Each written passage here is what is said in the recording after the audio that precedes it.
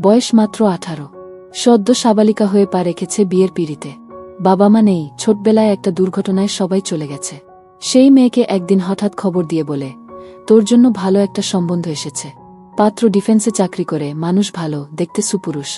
মেয়েটা চুপচাপ, কারণ তার চাওয়ার কোনো অধিকার নেই। বিয়ের দিন তার মাসিক চলছিল। খালা খুব গোপনে ব্যাপারটা নন্দের কানে বলেন। মেয়েটা যেন একটু বিশ্রাম পায়। পেট ব্যথা হয়, দুর্বল থাকে, কিন্তু বাড়িতে গিয়ে বুঝল যেন এই একটা কথাই এখন পুরো বাড়ির আড্ডার কেন্দ্র। নন্দ থেকে শুরু করে যা, এমনকি দেবর পর্যন্ত কেমন কটমটে চোখে তাকায়।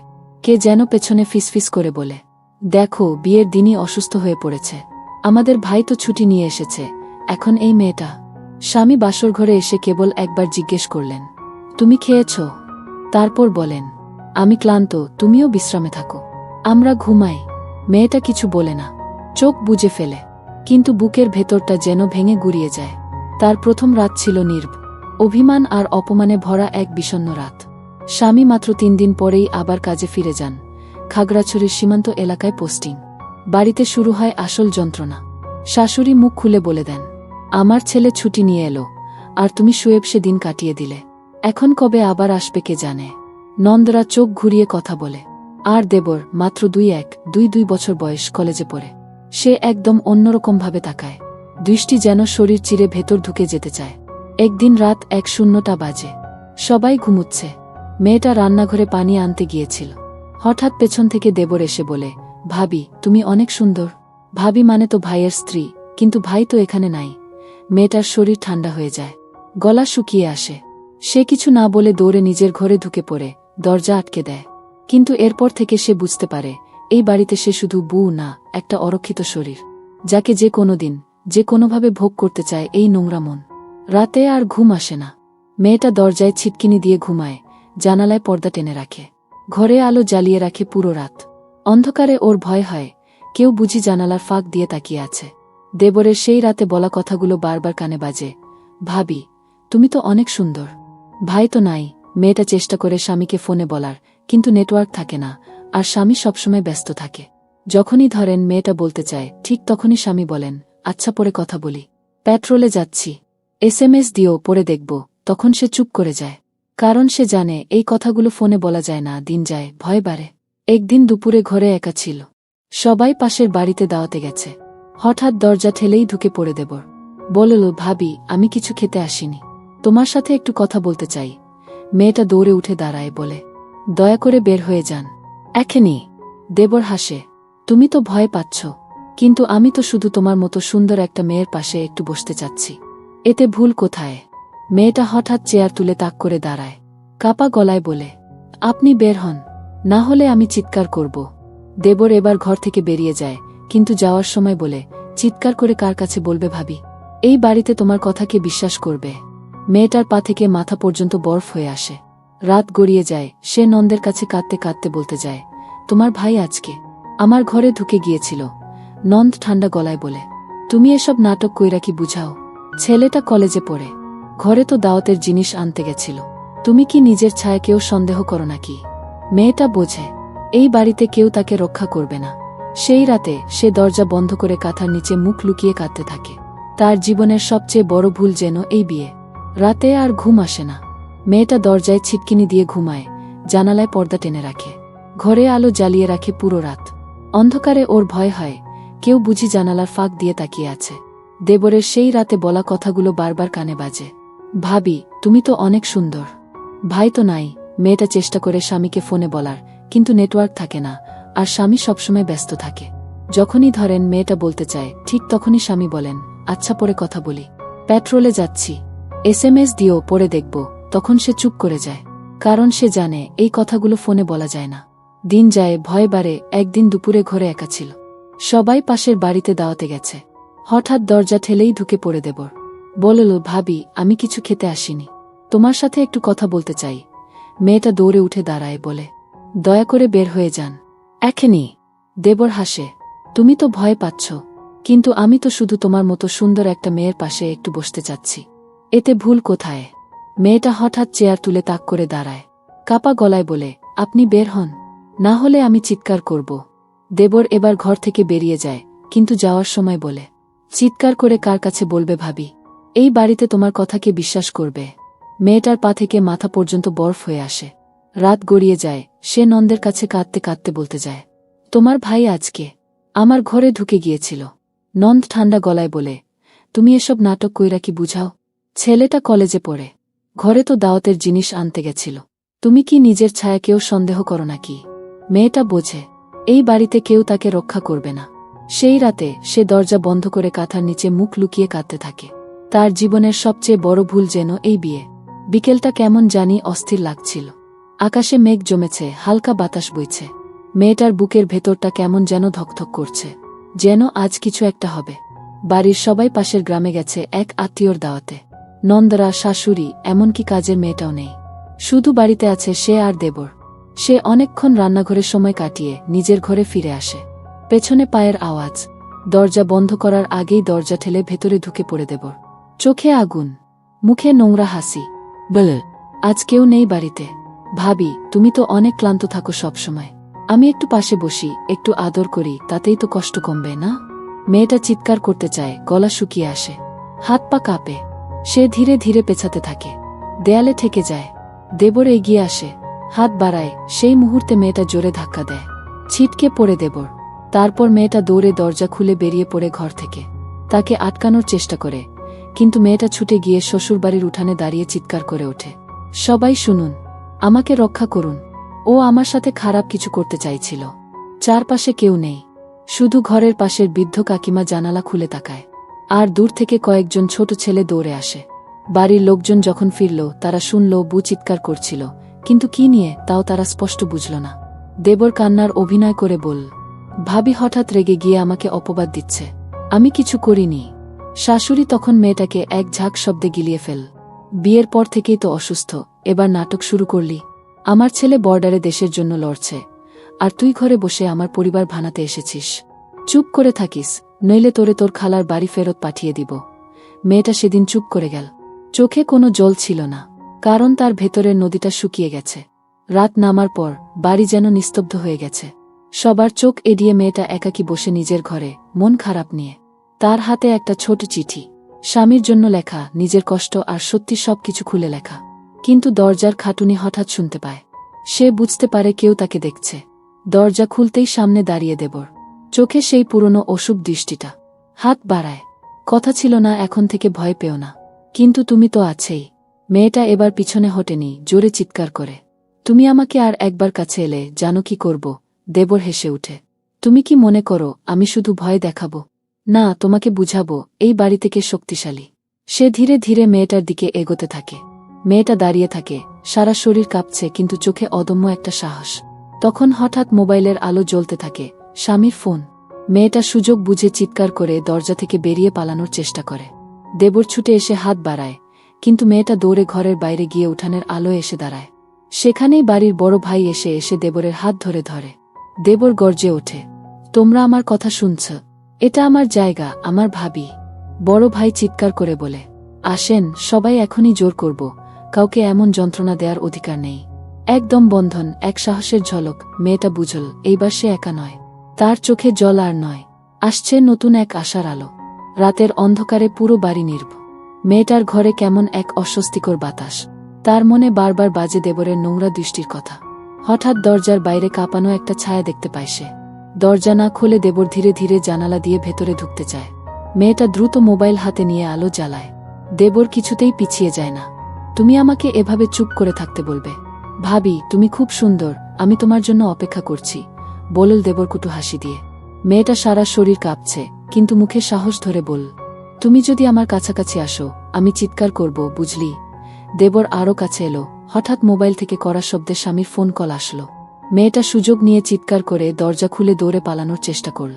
দেবর ধাওয়া দিল, কিন্তু হঠাৎ ঘরের বাইরে বড় ভাই এসে দাঁড়িয়ে বল, দেখছি তুমি কি করছ, এতটুকু বোধ নেই তোমার? দেবর অতি রাগে বড় ভাইয়ের দিকে আক্রমণ করল।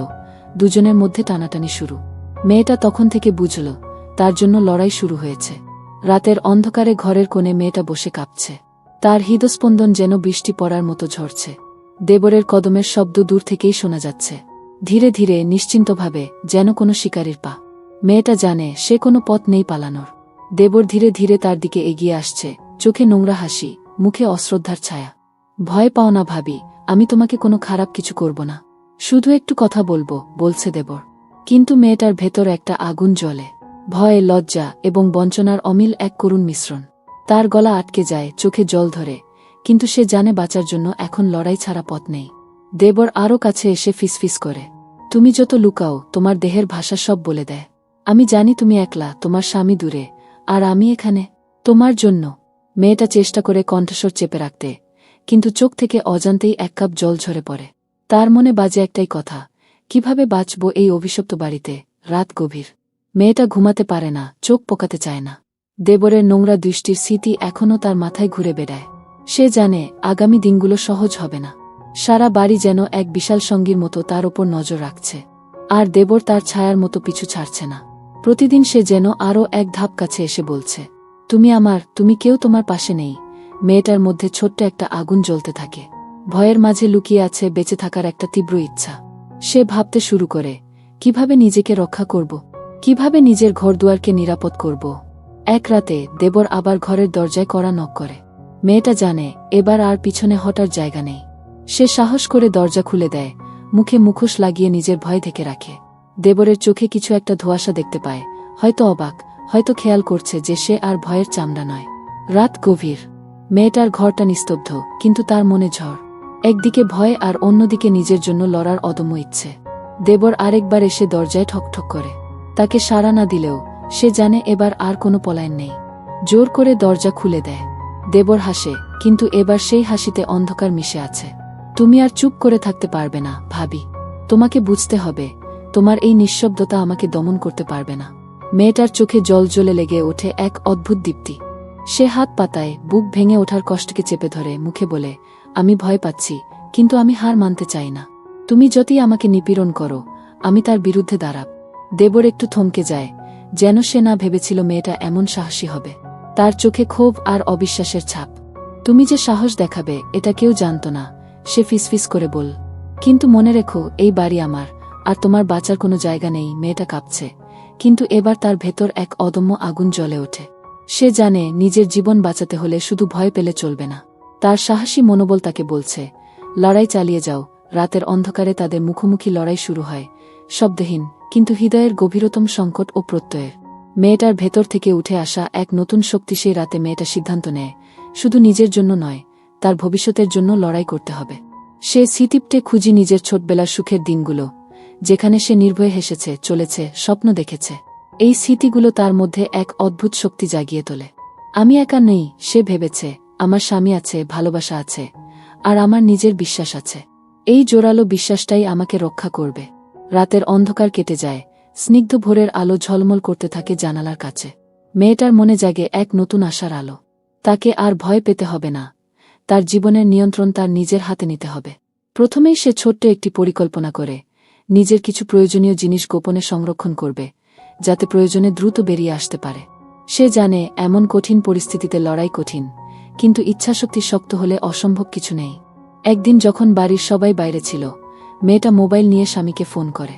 তার কণ্ঠে কাঁপন ছিল, কিন্তু চোখে ছিল দ্বিধা। আমি ঠিক আছি, কিন্তু এখানে আমার সমস্যা বাড়ছে। তোমার ছুটির দিনগুলোতে আমার খুব সাহায্য দরকার। স্বামী কিছু বুঝতে পারে না, কিন্তু মেয়েটার ভয় আর সংকট অনুভব করে দ্রুত ছুটির দিন বাড়ানোর ব্যবস্থা করার চেষ্টা করে। এদিকে দেবর লক্ষ্য করে মেয়েটার বদলানো আচরণ। সে বুঝতে পারে যে মেয়েটা আর আগের মতো দুর্বল নয়। তার এই নতুন আত্মবিশ্বাস দেবরের রাগ আরও বাড়িয়ে তোলে। দেবর পরিকল্পনা করে এবার আরও কঠোর হবেন। মেয়েটার মনে ভয়ের ছায়া এখনো থেকে যায়, কিন্তু সে জানে তার একান্ত সাহস আর ভালোবাসাই তাকে বাঁচাবে। সে নিজের মধ্যে এক অদ্ভুত শক্তি খুঁজে পায়, যেটা তার আগেও কখনো ছিল না। দিন কেটে যাচ্ছে, কিন্তু মেয়েটার জীবনে একটুও স্বস্তি নেই। দেবরের চোখ আর মন যেন তার ওপর পাহারা দিচ্ছে। আর মেয়েটা জানে তার স্বাধীনতার পথ যতই কঠিন হোক, সে হাল ছাড়বে না। একদিন রাতে মেয়েটার মোবাইলে স্বামীর ফোন আসে। তার কণ্ঠে মিশে থাকে অনেক ভালোবাসা আর দুঃখ। আমার ছুটির দিন বাড়ানো হয়েছে, তুমি আমার কাছে এসো, আর আমি তোমাকে রক্ষা করব, বলল স্বামী। মেয়েটার চোখ ভরে আসে, সে বুঝতে পারে এবার তার জীবনে নতুন আলো আসছে। কিন্তু দেবরের চোখ এ কথা মেনে নিতে পারছিল না। সে আরও ঘোর কঠোর হয়ে উঠল। তুমি কোথাও যেতে পারবে না, তুমি আমার ঘরের মেয়েই থাকবে, বলে ভয় দেখানোর চেষ্টা করে। মেয়েটা তখন সাহস করে প্রতিবাদ করে, আমার স্বামী আসবে, আর তোমার সব অপকর্মের বিচার হবে। এই কথায় দেবরের রাগ চর্মে ওঠে। সে হুমকি দেয়, কিন্তু মেয়েটা জানে এখন তার পাশে তার স্বামী আছে, তাই সে ভয় পায় না। স্বামীর আগমনের দিন কাছাকাছি আসছে। মেয়েটার মনে এক অদ্ভুত আশ্বাস জাগে। সে জানে এই লড়াই শেষ হবে, আর সে তার জীবনের স্বাধীনতা ফিরে পাবে। স্বামীর ছুটি শেষ হয়ে ফিরে এলো। ছেলেটি যখন বাড়িতে প্রবেশ করল, সারা বাড়ি যেন নতুন জীবন পেল। তার চোখে ছিল মায়া, হৃদয়ে ছিল প্রেরণা। সে দেখল তার স্ত্রী ভয় পেয়ে ঘর ছেড়ে পালানোর চেষ্টা করছে। স্বামী বুঝতে পারল মেয়ের কষ্ট, আর বুঝতে পারল যে দেবরের কুপ্রবৃত্তি লুকিয়ে থাকবে না। সে হঠাৎ করেই বাড়ির বাকি সদস্যদের সামনে বিষয়টা তুলে ধরল। আমার স্ত্রী যে কষ্টে আছে, সেটা আমি আর চুপ করে থাকতে পারি না। দেবরের এই ব্যবহার মেনে নেওয়া হবে না। আমি তাকে শিক্ষা দিতে চাই, যেন আর কেউ কারো প্রতি এমন অসভ্য হতে না পারে। বাড়ির সবাই হতবাক। কেউ কেউ লজ্জিত, কেউ কেউ বেজায় ভয় পায়। কিন্তু স্বামী দুই থাকল। একদিন দেবরকে সবাইকে সামনে করে সতর্ক করে বলো, তুমি যদি আর এমন অপকর্ম করো, তবে তোমাকে কঠোর শাস্তি পেতে হবে। আমার স্ত্রী আমার পরিবারের মর্যাদা। তোমার কাছে সে নয়, সে আমার প্রাণ। দেবর ভয় পেয়ে গেল, কারণ সে জানে এইবার তার খেলায় শেষ। সে বুঝল সে হারিয়েছে, আর অন্য কেউ আর তার সঙ্গে সম্পর্ক রাখতে চাইবে না। মেয়েটার চোখে আনন্দের জল ঝরে পড়ল। সে বুঝল তার জীবনে আসছে নতুন আলো, যেখানে সে নিরাপদ, সুখী হতে পারবে। দেবরের কুপ্রবৃত্তির বিরুদ্ধে স্বামীর দুই প্রতিরোধে পুরো বাড়ি শান্ত হয়ে যায়। অন্ধকার যতই ছিল, সূর্যের আলো তার হার মানে। মেয়েটার জীবনে আসে এক নতুন সকাল, যেখানে তার হাসি ফিরে আসে। স্বামী তার পাশে থেকে সব সময় সাহস দেয়। আমি তোমার সঙ্গে আছি, তোমার জন্য লড়াই করব, সে বারবার বলে। মেয়েটার মনে আশা জাগে, আমি আর একা নই, ভালোবাসা আমাকে শক্তি দিচ্ছে। দিনের আলোয় তারা একসাথে নতুন স্বপ্ন গড়ে তোলে, যেখান থেকে শুরু হয় তাদের নতুন জীবন, যেখানে নেই ভয়, নেই অবজ্ঞা। শাশুড়ি ও অন্যরা ধীরে ধীরে বদলে যায়, যখন তারা দেখেন মেয়েটা নিজের অধিকার নিয়ে দাঁড়িয়ে। একদিন সন্ধ্যায় তারা বাগানে বসে আকাশের দিকে তাকায়। স্বামী বলে, যে যন্ত্রণা তুমি সহ্য করেছ, আমি সেটা কখনো বুঝতে পারব না, তবে আমি চেষ্টা করব তোমাকে সুখী করতে। মেয়েটা হেসে বলে, আমি চাই তোমার হাত ধরে নতুন পথে হাঁটতে, যেখানে আমরা একসাথে সব বাধা জয় করব। তাদের ভালোবাসা যেন নতুন এক অধ্যায়ের সূচনা। সেই ভালোবাসা যুদ্ধে জিতেছিল, আর দুঃখকে হারিয়েছে। অনেকদিন পর আবারও বাড়ি ফিরল স্বামী। তার চোখে ছিল অস্থিরতা, বুকে ছিল চাপা ব্যাকুলতা। এইবার আর কোনো বাধা ছিল না, না শারীরিক অসুস্থতা, না মানসিক টানাপোড়েন। মেয়েটার চোখে এইবার ছিল এক অন্যরকম জ্বালা, ভালোবাসা আর চাওয়ার ছায়া। রাতটা আস্তে আস্তে ঘনিয়ে আসে। জানালার পর্দা নরম হাওয়ায় দুলছিল, আর ঘরের বাতাসে ভেসে বেড়াচ্ছিল হৃদয়ের গোপন ভাষা। স্বামী আস্তে করে বলে, এইবার আমি তোমাকে হারাতে চাই না, তোমার সব কষ্ট মুছে দিতে চাই। মেয়েটা কোনো জবাব দেয় না, শুধু চোখে চোখ রাখে। তাদের শরীর ও মন আজ একই ছায়ায় মিশে যায়, যেখানে ভালোবাসার পরিপূর্ণতা মেলে, নিরাপদ, সম্মানজনক আর গভীর আত্মিক বন্ধনে। সেই রাত ছিল কষ্ট ভুলে যাওয়ার রাত, ভালোবাসায় আবারও নতুন করে বাধা পড়ার রাত। রাতের সেই একান্ত মুহূর্ত যেন জীবনের প্রথম শান্তির ঘুম এনে দেয় মেয়েটার জীবনে। সে চোখ বন্ধ করে ভাবছিল, এই বুঝি জীবন, এই বুঝি ভালোবাসা। পরদিন সকালে স্বামী যখন মেয়েটার কপালে চুমু খেয়ে বলে, তুমি আমার সাহস, তুমি ছাড়া আমি অসম্পূর্ণ। মেয়েটার চোখে জল আসে, তবু সে হেসে ওঠে। তারা হাতে হাত রেখে বাগানে হাঁটছে, দুজনের মুখে নতুন স্বপ্নের কথা। অথচ কেউ খেয়াল করে না, দূর থেকে কেউ একজন জানালার ফাঁক দিয়ে তাদের দেখছে। দেবর নয়, কিন্তু বাড়ির পুরনো এক আত্মীয়, যাকে সবাই আঙ্কেল ডাকে, যিনি আগে খুব আপন ছিলেন পরিবারে, কিন্তু একসময় হারিয়ে যান। এবার তার চোখে কিছু ভয়ানক আগুন জ্বলছে। একদিন মেয়েটা রান্নাঘরে হঠাৎ পেছনে এসে সেই আঙ্কেল দাঁড়িয়ে বলে, তোমার সৌন্দর্য এখন আরও বেড়ে গেছে। তুমি কি সেই মেয়েটা, যাকে বিয়ে দিয়ে ভুল করেছে এই পরিবার? মেয়েটার গায়ে কাঁটা দিয়ে ওঠে। সে বুঝে যায় এই পরিবারে এখনও অন্ধকার পুরোপুরি যায়নি। এইবার মেয়েটার চরিত্র পাল্টায়। সে আর ভীত, নিরীহ নয়। সে সিদ্ধান্ত নেয়, এইবার সে আগেই আঘাত করবে, আগের মতো চুপ থাকবে না। সকালটা শান্ত। স্বামী স্ত্রীর হাত ধরে বসে, তার চুলে আঙুল চালিয়ে বলছ, তুমি আমার বেঁচে থাকার কারণ, আমার ঘরের আলো। মেয়েটা লাজুকভাবে হেসে বলে, এতদিন কোথায় ছিলে তুমি? আমি তো অন্ধকারেই বাঁচছিলাম। স্বামী ওকে বুকে টেনে নেয়। সেই মুহূর্ত যেন সময় থেমে যায়। কিন্তু দেয়ালের ওপাশে দাঁড়িয়ে কেউ দাঁত চেপে দাঁড়িয়ে আছে। সে দেখছে কিভাবে তার বড় ভাইয়ের প্রতি মেয়েটা ভালোবাসায় ভরে গেছে। সে যেন ভুলতেই পারছে না, এই মেয়েকে একদিন সে স্পর্শ করতে চেয়েছিল, তার দৃষ্টিতে খেলতে চেয়েছিল। আজ সেই মেয়েটা তার চোখের সামনে অন্য পুরুষের, তাও তার নিজের ভাইয়ের ঘনিষ্ঠ হয়ে উঠছে। তার ভেতরে ঘৃণা, জ্বালা, এক ধরনের পাগলামি জন্ম নিতে শুরু করে। সে ভাবে, আমি যদি না পাই তাহলে কেউই পাবে না। এদিকে সেই আঙ্কেল নামের ছায়াময় চরিত্র চুপচাপ দেখে যাচ্ছে সবকিছু। একদিন হঠাৎ দেবরের সঙ্গে তার দেখা হয়ে যায়। দুজনের চোখে চোখ পড়ে। আঙ্কেল হেসে বলে, তুমি চাইলে আমি সাহায্য করতে পারি, তুমি যদি আমার পথে আসো। দেবরের মনে সন্দেহ জাগে, এই লোকটাও ওর পেছনে। তবু সে ভাবে, হয়তো আমার হাত দিয়ে এই খেলাটা খেলিয়ে নেবে, আর শেষে সব নেবে নিজেই। এখন গল্পে তৈরি হয় ভয়ঙ্কর এক ষড়যন্ত্রের ছায়া। একদিকে স্বামী স্ত্রীর গভীরতা, অন্যদিকে দেবর আর আঙ্কেলের অশুভ জোট। রাত গভীর। মেয়েটা জানে না সে এখন কি ভয়ঙ্কর ছায়ার নিশানায়। আঙ্কেল ও দেবর দুজনেই নিজেদের মতো করে মেয়েটাকে ভাঙতে চায়। একজন চায় দখল, আরেকজন চায় প্রতিশোধ। কিন্তু এইবার মেয়েটা সেই আগের ভয় পাওয়া কিশোরী নেই। সে শক্ত, সে ধৈর্যশীল, সে জানে কখন কিভাবে আঘাত করতে হয়। মেয়েটা নিজের ফোনে গোটা বাড়িতে গোপন ক্যামেরা বসিয়ে রাখে। তাকে সন্দেহ হয়েছিল আঙ্কেলের অদ্ভুত নজর আর দেবরের পরিবর্তিত আচরণ। পরদিন দুপুরে আঙ্কেল একা পেয়ে ঘরে ঢোকে মেয়েটার। কিন্তু যেই সে মেয়েটার কাছে আসে, মেয়েটা উচ্চ স্বরে চিৎকার করে, এক পা এগোলে ভিডিও ভাইরাল হয়ে যাবে, সব শেষ তোমার। তারপর দরজার বাইরে দাঁড়িয়ে থাকা স্বামী, এক আত্মীয় ও একজন স্থানীয় সাংবাদিক সেই চিৎকার শুনেই ছুটে আসে। মেয়েটা তখন জানালার পেছনে লুকিয়ে থাকা ক্যামেরা দেখিয়ে দেয়। ভিডিওতে দেখা যায় আঙ্কেল কেবল একা নয়, দেবরের সঙ্গেও গোপনে মেসেজ চালাচালি করেছে। সব প্রমাণ হাতে আসে। পরিবারের সবার সামনে তাদের মুখোশ খুলে পড়ে। স্বামী চোখে জল এনে বলে, তোমার প্রতি অন্যায় হয়েছে, তবু তুমি মাথা নত করনি। তুমি আমার গর্ব, তুমি আমার জীবন। দেবরকে পরিবার থেকে বের করে দেওয়া হয়। আঙ্কেলের বিরুদ্ধে মামলা হয়। এইবার মেয়েটা চোখে চোখ রেখে বলে, যারা আমাকে ভাঙতে চেয়েছিল তারাই আজ ভেঙে গেছে। বহুদিন পর তারা দুইজন ছাদে বসে। মেয়েটা চুপচাপ আকাশের দিকে তাকিয়ে বলে, ভেবেছিলাম জীবন শেষ, কিন্তু তুমি এসে আমায় নতুন জীবন দিলে। স্বামী ওর কপালে চুমু খেয়ে বলে, তুমি নিজেই নিজের জীবন ফিরিয়ে এনেছ। তুমি শুধু একজন স্ত্রী না, তুমি এক যোদ্ধা। আকাশে তারা জ্বলছে, আর ঘরের ভেতর একটুকরো শান্তি, ভালোবাসা আর সম্মান। একটি মেয়ের জেতা জীবনের